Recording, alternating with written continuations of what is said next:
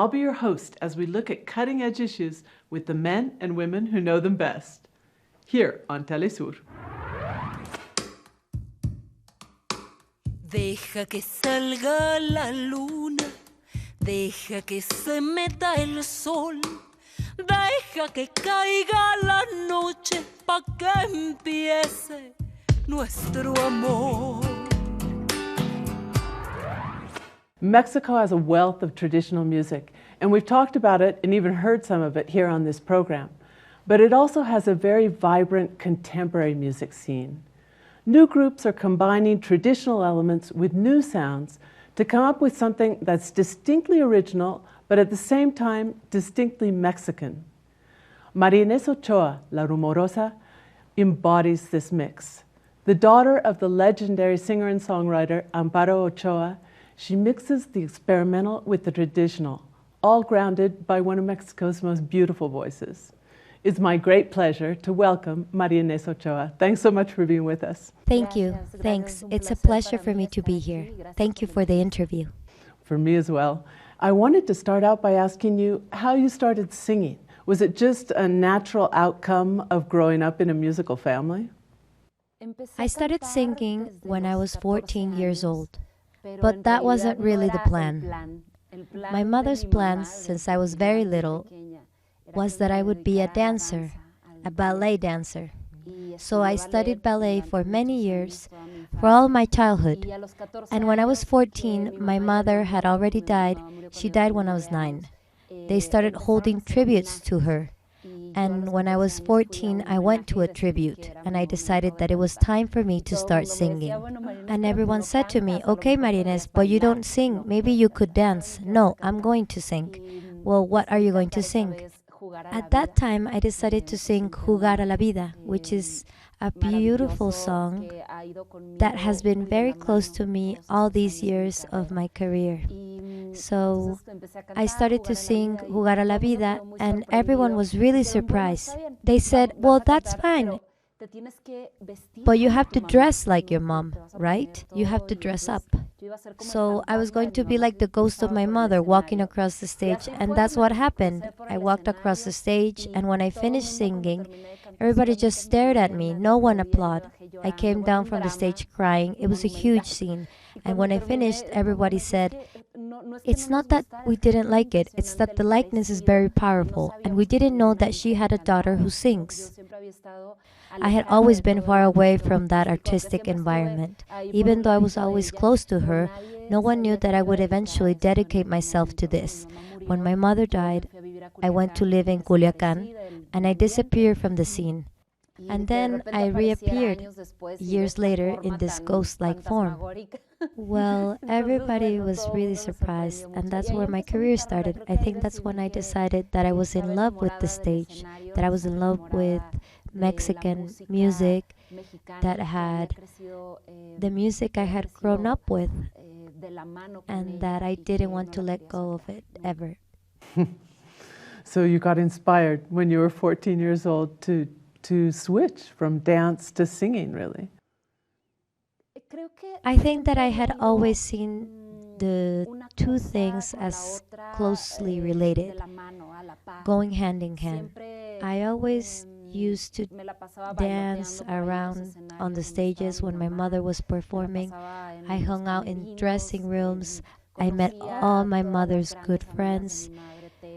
Tegua, Lupita Pineda, Eugenia León, Tania Libertad, people that I didn't just admire as artists, as singers, but also they're part of my life, they're part of my family too. So I think I was always very close to all of that, but there came a moment when I said, definitely I want to sing forever. And another thing that has a lot to do with it is that when my mother died, there was a big trunk in my house in Acapulco filled with vinyl records. And I started to discover singers like Nina Simón, the group Inti Limani from Chile, Violeta Parra, Serrat, Silvio, Pablo, Soledad Bravo, people who, as I discovered, didn't just sing, but told stories through their music and talked about a dignified people, a people that fights, that sings, that is happy, even though there is a lot of sadness around. That's what all those songs and those stories were talking about. And through them I started to become familiar not just with Mexico but all of Latin America and its history.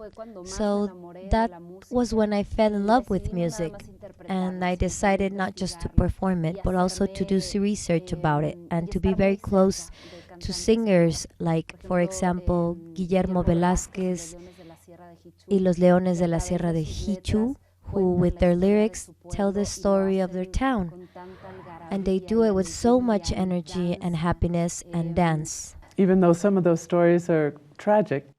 Of course, I think that in general, the music of Latin American people is sad. However, the people are so happy and they have so much dignity that we don't always realize it.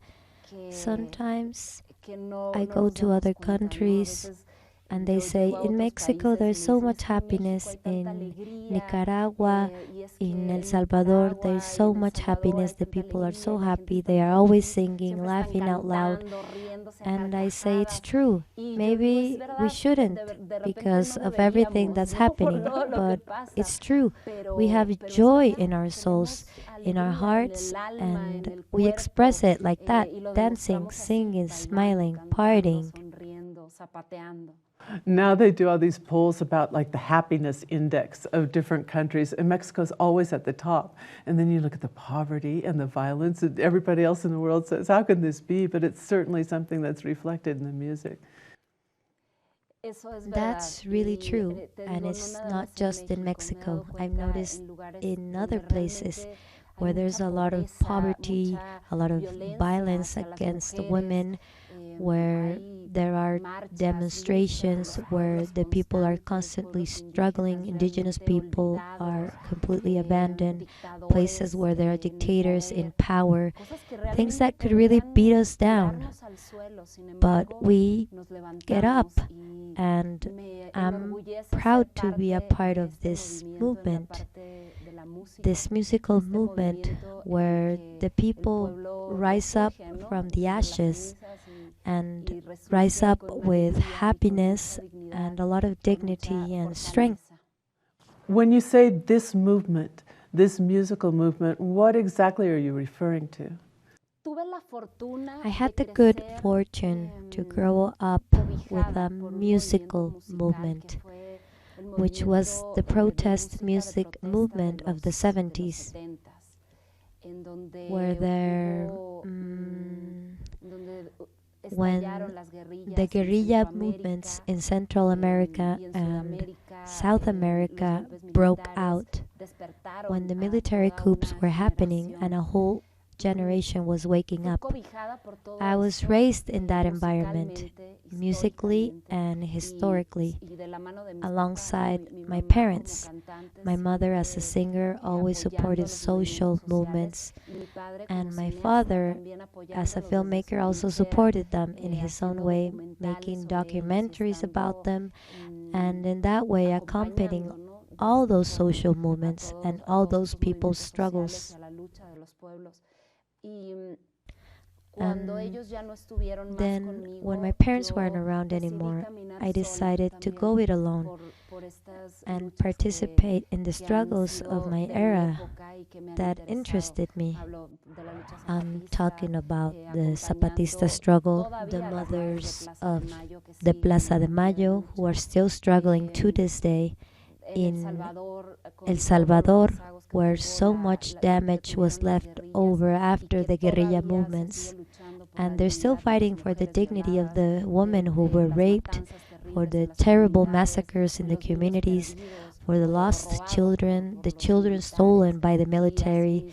Same in Honduras, in Nicaragua, even in Barcelona, in the festivals that they still put up against fascism. All of this, which is still part of my times, it isn't what some people refer to as nostalgia. It's something that we're still experiencing. In our country, there are still massacres of young people, like with the parents of the 43 who are still fighting for that. The Zapatista movement, which is more alive than ever, all of that, which sometimes in other countries they talk about like, oh, the nostalgia for the old days.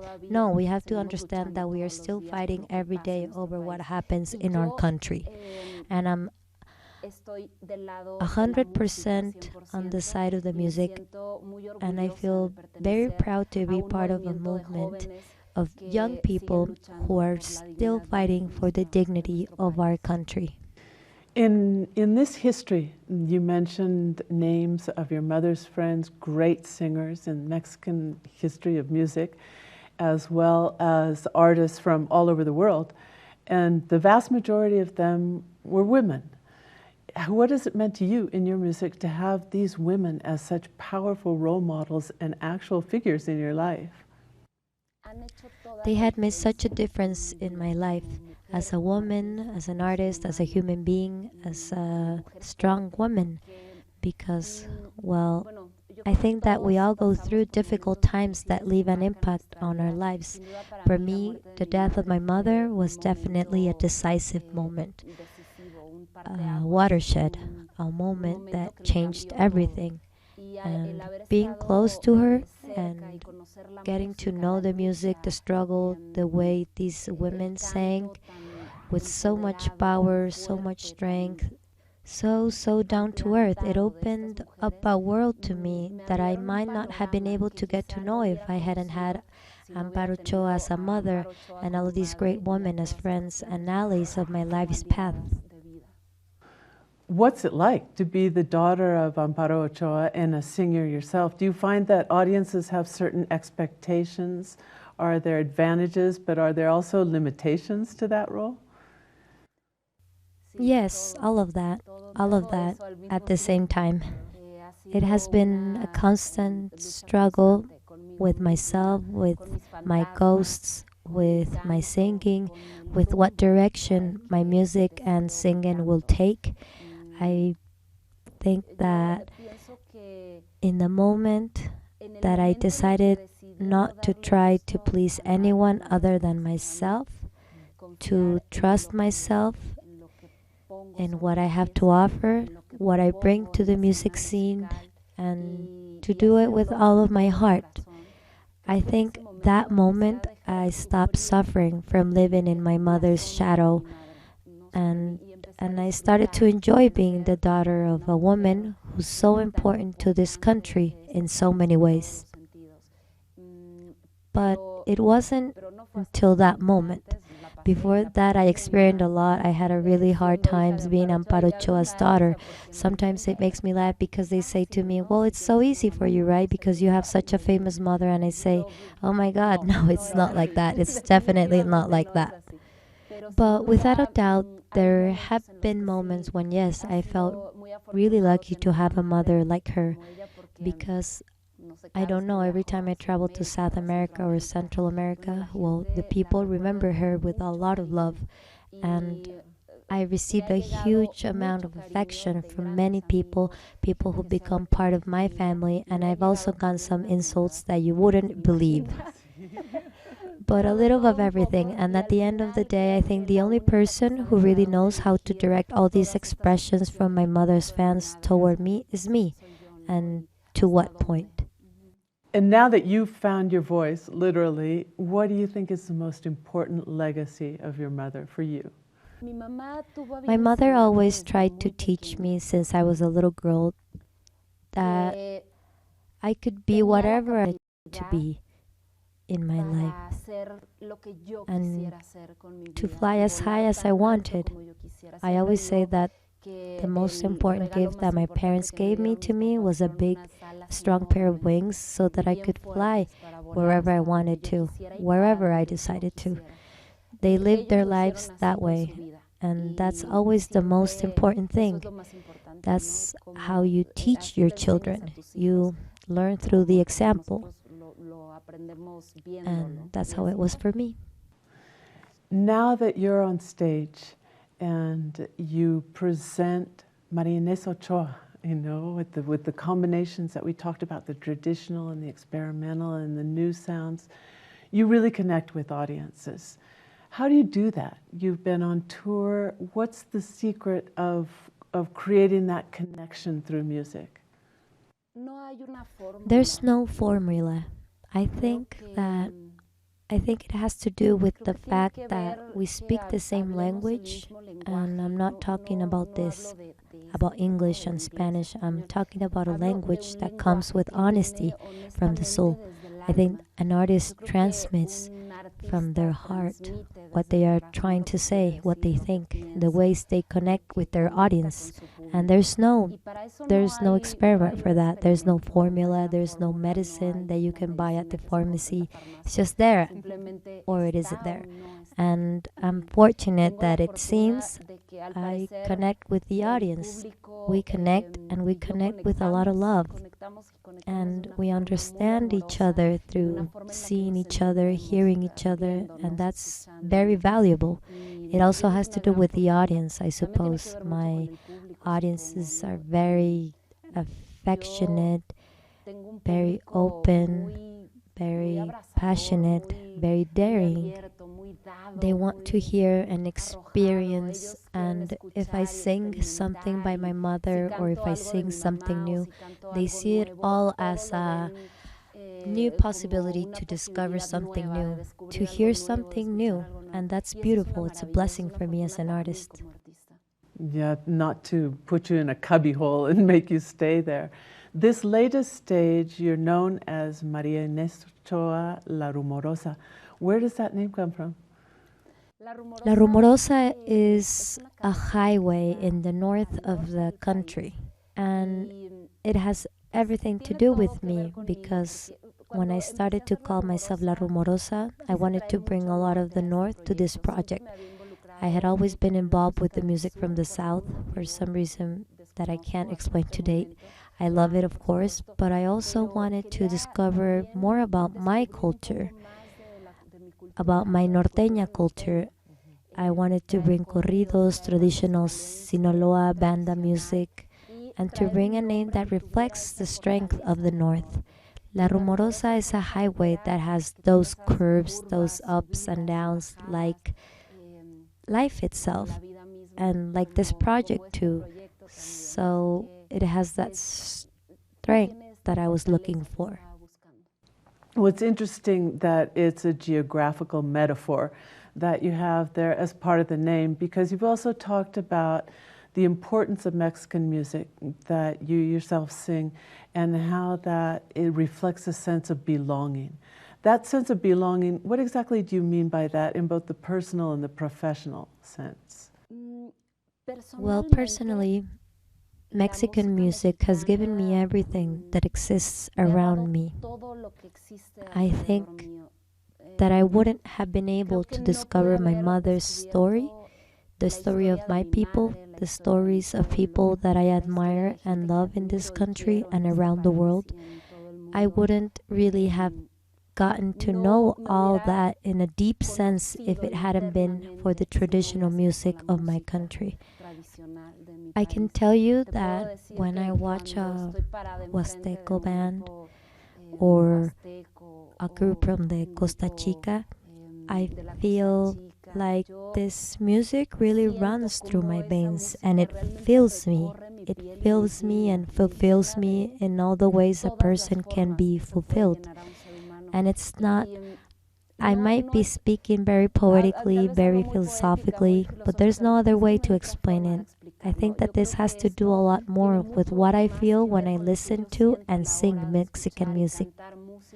Maybe because of what it says or what it expresses. I don't know. For me, it's the grandeur that this music has. It speaks to everything that I am part of on every level of my existence. Well, on that note, I want to thank you so much for being with us here today. María Inés Ochoa, thank you. Thank you. Now, let's hear some music. apareciste ante mis ojos. Después de no sé cuánto tiempo, sentí más fuerte mi silencio que lo que hubo entre nosotros. No fue sorpresa tu regreso, eso se puede comprender, pero me pudo sorprender,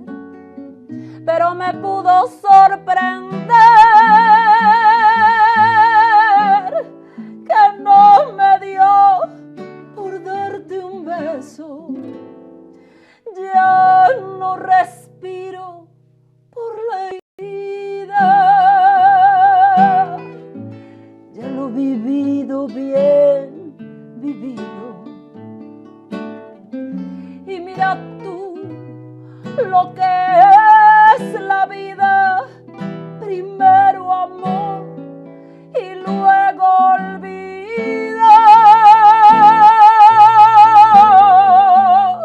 Primero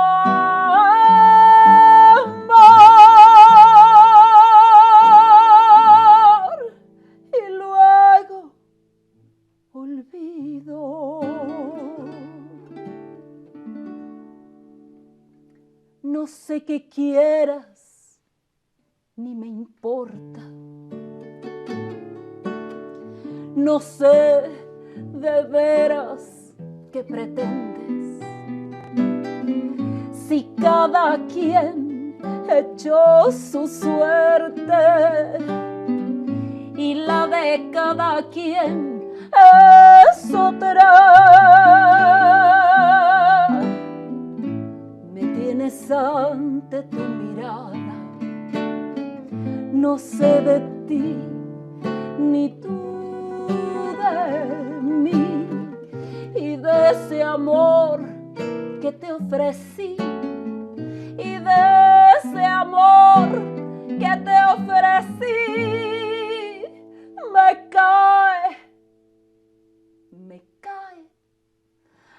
cae que ya no siento nada. Ya no respiro por la herida. Ya lo vivido, bien vivido. Y mira tú lo que es la vida: primero amor y luego olvido. Primero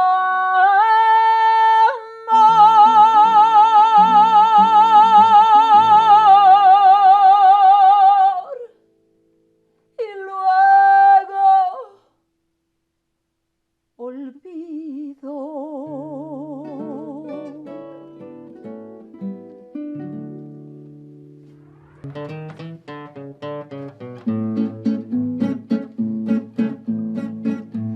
Roberto Musiño le dijo a Teodora: respeta el cariño que traigo pistola, la traigo con 8 tiros. Y van con dedicatoria: no vayas al baile con ese vestido pegado a tu talla y tan atrevido. Recuerda que soy alcaide. Adiós. Y muy pronto tu marido. Tú ya estás pedido y me arde la cara que salgas vestida con ropa entallada. Todos los hombres te miran.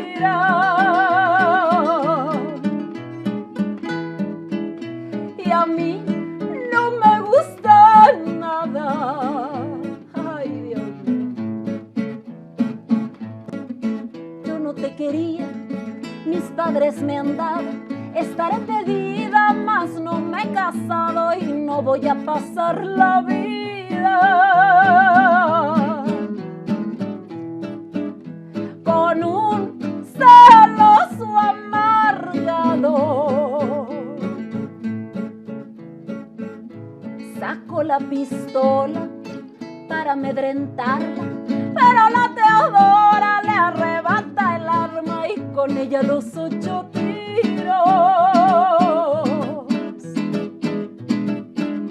Se los sepultó en el alma. Luego la prendieron, pero a Teodorita los jueces la vieron, oiga, tan entalladita que la libertad le dieron. No más porque era bonita. Roberto se ha ido, ella se ha quedado robando suspiros, mas no se ha casado para darle gusto a la vida. Ay, con su